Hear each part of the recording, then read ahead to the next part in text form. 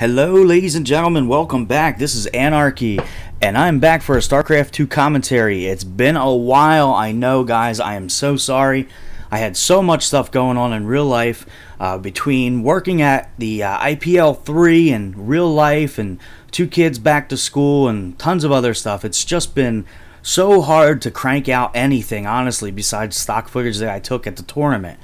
But I'm back, and I'm going to be trying to get caught back up. I've got a ton of submissions, and I got to go through and cast them.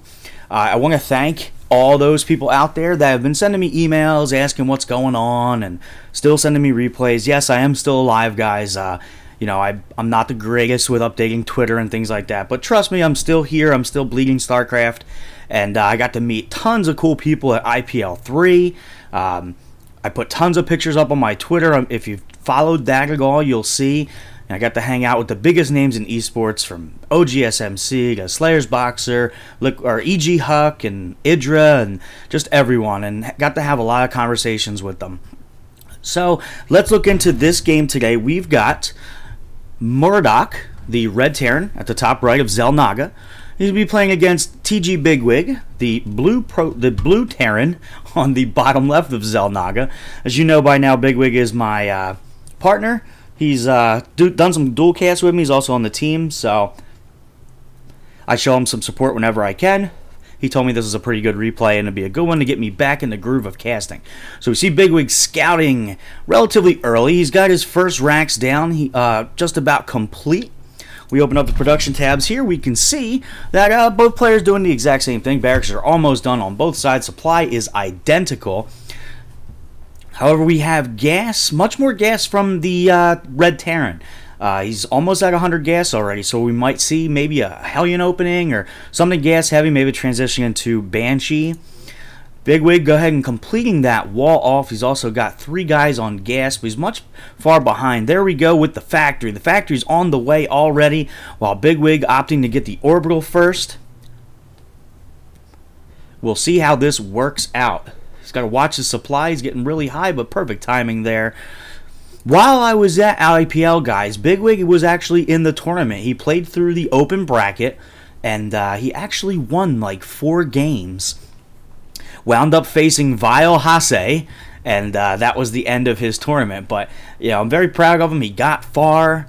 He actually paired up against a pro player, and that was his demise. But you know, in all jokes aside, he did really well, and I'm really proud of him. So Mordoc here getting himself supply blocked at 19. He has his first mule down mining. Factory's down, and there we go with a tech lab. So we may see it's either going to be an early siege tank or blue flame Hellion, and there's a second factory. So my guess, he's probably going to go Hellion. That seems to be the thing to do these days in TvT. Bigwig cranking out that stim pack. Good timing on that. We're at 4:30. It's actually kind of early, but that's all right. And looking like he's going to get his expansion up. He's thinking of a macro-style game. Pulled his guys off gas, put them back on minerals for optimal harvesting. By the way, guys, while we're slightly in a lull, I'm on my new hardware finally. That was another problem I had, was I had 2 computers, not 1 but 2, fail on me in the last 2 months. So I've been slowly but surely putting this thing together, and I hope it does well. I'm currently getting about 60 frames on high and about 45 frames on ultra. So going forward, we should see nothing but high definition games coming from Anarchy.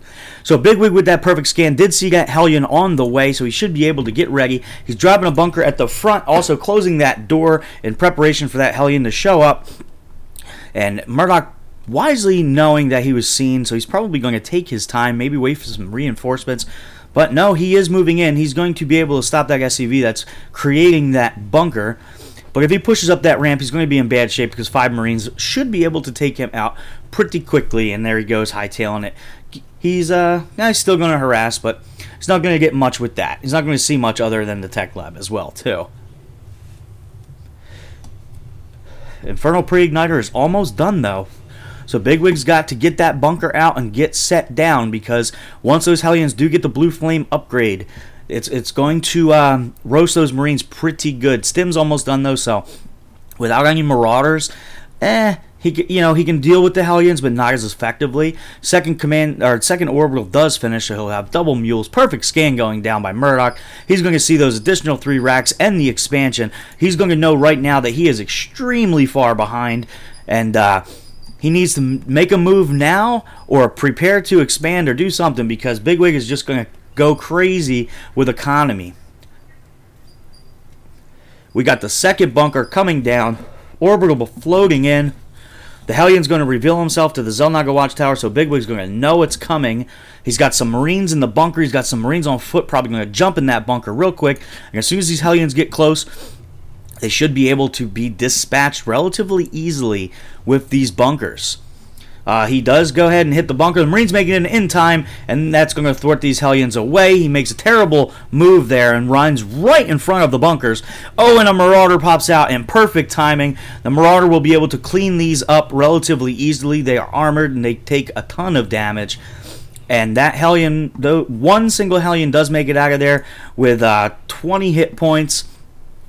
And that wasn't much damage done. He's still producing Hellions, though. Knowing the defense that's set up, he's still cranking out Hellions. But he is switching to siege tanks with one of his factories.